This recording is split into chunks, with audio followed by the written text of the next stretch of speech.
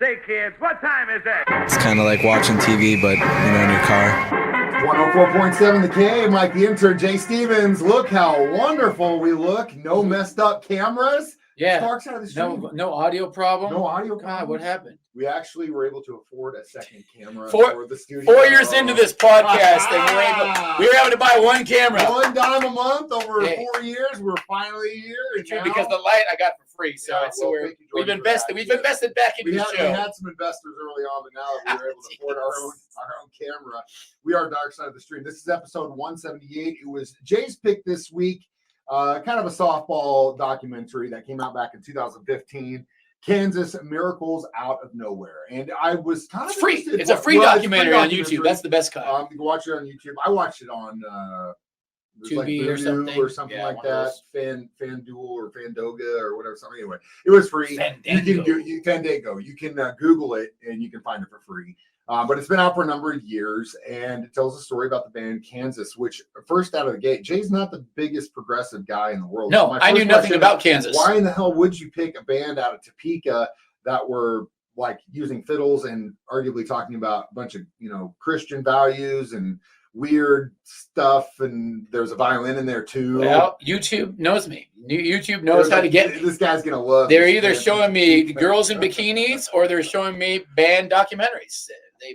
My algorithm is solid. What's interesting, and especially the thing I got out of this that I loved was they spent a lot of time like telling the story about how just really everything worked out for this band. Yeah, even they were surprised. Yeah, that's why the documentary is called Miracles Out of Nowhere, because if you're not familiar with Topeka, Kansas, literally is in the middle of nowhere, Kansas. And if you're from Kansas or you know people that lived in Kansas or you've had the pleasure of driving across that west, you know how flat that place is. And it's corn. Nothing. What is it, corn? There's a lot. I mean, there's a lot of ag in Kansas. It could be corn, it could be wheat, it could be soybean, could be there are all kinds of different farms. There's also tons of salt mines. There's a bunch of grain silos all over the place. Wow. But Topeka, not really known for like really just being on the map in general. So the idea that a band like in 72, 73 were able to send a demo out and get signed. Yeah, amazing. Just like that's like the dream. That's the dream. Whoa. Send a demo tape in and get a record deal. But they got signed, and we'll take a break right now and come back with how that went down and really kind of the things that surprised me about that ordeal and what they had to say about it years later. We'll come back with that next. Dark Side of the Stream on 104.7 The Cave. 104.7 The Cave, Mike the Intern, Jay Stevens back in the studio. Dark Side of the Stream episode 178, discussing Kansas Miracles Out of Nowhere. Kansas, the band. Yes. So this band was kind of created in the city of Topeka, Kansas. And it was kind of a hodgepodge of a couple of different kinds of bands and musicians. First, like interesting group of dudes. Very interesting group of dudes. It's also pretty cool that you had so much talent in Topeka. I mean, think about this part of the country in the late 60s, early 70s. It's not like we had a lot of, of course we had the Daredevils and you had Missouri and you had Kansas. It was just fate. It was like it was meant to be. Right? There were a lot of bands that came out of this area, but it wasn't like LA or a hotbed of musicians, or Detroit or Seattle in the 90s or whatever. But basically this band starts off when a group of guys from one band and another group of guys from another band start to come together. Really, after watching this documentary, it came down to two individuals, in my opinion. Kerry Livgren, who literally wrote almost every piece of music this band had, multi-instrumentalist. I mean, extremely talented guy, just super, super talented. And just banged out some songs. I mean, some complicated songs dude, too. And again, hearing it all in his head. That's the thing. Like you hear that stuff and you think, yes, as a band, they were a collective, but really like in the mind, it's all Kerry. And then, of course, the vocals from Steve Walsh. And again, some of those early vocal performances, like when you're listening, especially when they're talking about getting signed and working on that first album and stuff, they're pretty incredible. I mean, he's like akin to like powerful Dio kind of vocals, Getty kind of vocals. And how about the big dude in the overalls? I love that. We'll get to that. Sasquatch. The photo, just the Bigfoot. Yeah, well, I guess we could talk about it now. One of the things that they did early on was they sent out a bunch of demos. They ended up get signed by a guy named Don Krishner and his label. And initially, the band is flown out to New York. They meet, they see John Lennon in the these studio. They're seeing hillbillies all we these just guys, brought in here. and they're looking around, and you got this giant dude with like overalls. a fro and Yeah. overalls. And these guys, they're all big dudes. They're all, as I like to I coined the term, starch fed, because they're from the middle of Kansas. Yeah. Well, that's starch. Okay, starches. So it's really, I mean, these guys might have been like, who are these giants? Well, they must have tripped out. Oh, yeah, for sure. So they go out there, they record this record, then they go back to Kansas, and they sit on it for about a year. Figure that's it. Yeah, that was our shot. What the hell? But then they hit the road, and they tour, and they tour, and they tour, and they tour. I thought the story about how they got signed was interesting because they agreed. So they send the demo out. The guys are like, yeah, we'll come watch you. So they basically book a opera house in the middle of nowhere. Yep. And I actually know this town in Kansas. So that was the other thing. Like hearing about Liberal and Topeka and all these little tiny towns in Kansas that I know about and I've been to, and they toured it and played clubs at it. It just sounds badass. But anyway, they find this small town. They rent the opera house. They print a bunch of flyers that say free beer, and they pack the place. So then when these guys fly in from New York, they're like, oh my God, these guys are huge. I had no idea that was a great they were scam. giving away free beer. That was a Jay brilliant. Stevens move. The other miracle was the cover for that first record is actually a painting inside the state capitol in Topeka. They couldn't figure out how to find the photo until they found a buddy of the band. His dad was the state another photographer. Amazing thing. Another miracle. He had the photo. Boom. The first album is done. They were not too happy with the fact that they made him sit on it for about a year, but it eventually came out. The thing that surprised the hell out of me, though, was they weren't really pissed off about the record deal. I mean, Kirshner he was the least upfront with them out of the gate and said, boys, you know how I make my money? Publishing rights. Yeah. And so they were like, what's publishing rights? Yeah. They signed it off. But even in this documentary, they didn't really hold grudges against him. It wasn't like, there's so many different deals. Like a lot of bands will get, a lot of bands later. Yeah. They were like, hey, we got we good didn't lives. really have a chance any other way. No, there's no possible way. They were in Topeka, Kansas. And that's what it is, and that's what they got out of it. We're back, more miracles out of nowhere. Dark Side of the Stream on 104.7 The Cave. Mike the Intern, Jay Stevens back in the studio. Dark Side of the Stream, episode 178, Miracles Out of Nowhere, documentary about Kansas. So, of course, the band, the court after their debut album, they would have a Song for America and then Mask.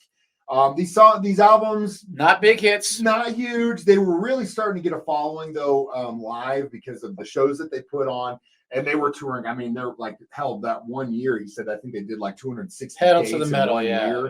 That's insane. Props to the record company guy though for sticking behind them and not giving up on them. Well, he also, nowadays they would have. All right, no hits. Let's up. Let's put it all on red. Whatever. Final hurrah. That last really was For Left Overture.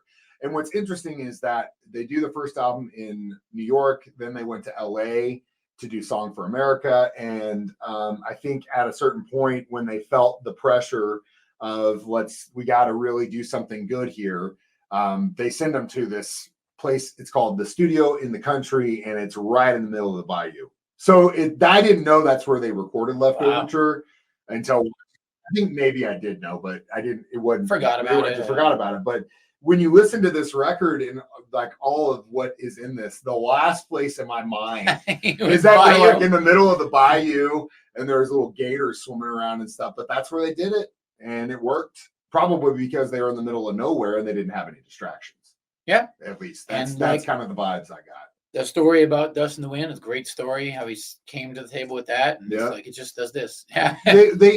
What's interesting too, though, is that all that's said and done, bands break up, bands grow apart. It's just like a relationship. You either grow together or you grow apart.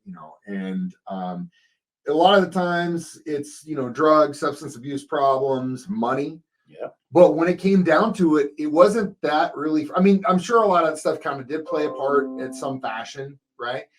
But at the end of the day, what really started it was just a world viewpoint, right? Like Kerry Livgren just became a born again Christian after all the stuff he'd been through in the 70s, and then started to just feel like the band didn't really go along with his Christian values, right? I don't think that happens too often in the world of rock and roll. I think Korn, didn't the guitar player for Korn same thing? That one guy for a while, he bounced left for a while. Mustaine, Megadeth. There are certain songs he still won't play just because he's born again. But it doesn't have. My point is, it doesn't happen that often. You know, it's usually he blew all the money on cocaine, or he's drinking every night. We got to hold him up to sing the songs. Yeah, you know, all this stuff, whatever it is. But yeah, so creative differences. Yeah, so inevitably the creative part of it was a part of it, but really, it really came down to the fact that Livgren was like, you know what, this isn't with my values, and we need to walk away. At the end of the day, it was really cool to see them still. You know, some of them were wearing KU, you know, shirts. They look like normal grandpas. Most of them live in Topeka still. They all look like a dude you would see at Walmart, man. Like, and they probably are. You don't think they're rocks. They don't act like or look like rock stars. If you've ever been in Topeka and you've ate at a restaurant, chances are Phil is probably over there. Carrie's over there. You know, it's just a dude. It's kind of like here with the Daredevils. Some of those guys, they come to town, they go out, and they, you know, you might see them be like, hey, that's so and so. But we'll be back next with our review of this documentary and what we're picking next. Dark Side of the Stream on 104.7 The Cave.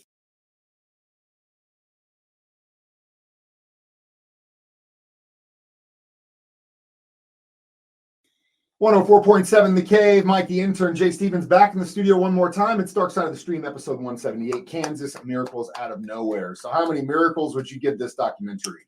I'm just go 3. I didn't know the story. Decent story, nothing crazy, but it was a nice, easy watch. Easy watch, free. Is 3 or like a B, like solid B? Yeah, that's what I kind of go with. 3 is like, it was nice. 3.5. It didn't. There was nothing crazy that happened. Or I give it a 0.5 for it being short and not like a 5-part. Yeah, they didn't drag it on, and it was a great story. I knew nothing about the band, so I'm glad I learned something about the band. In the same vein, I think we need to continue on with maybe a lighthearted, happy note, hype, because there's some really good like murder ones that have just come out. Yeah, I've got one on my radar down the road, but this one just came out, and I wanted to mention your homework assignment for next week is a documentary on Hulu. It's called Freaknik, the wildest party never told. I had no idea about this. Me neither. And I saw a preview and I was like, man, I should have went to Atlanta in the 90s. You.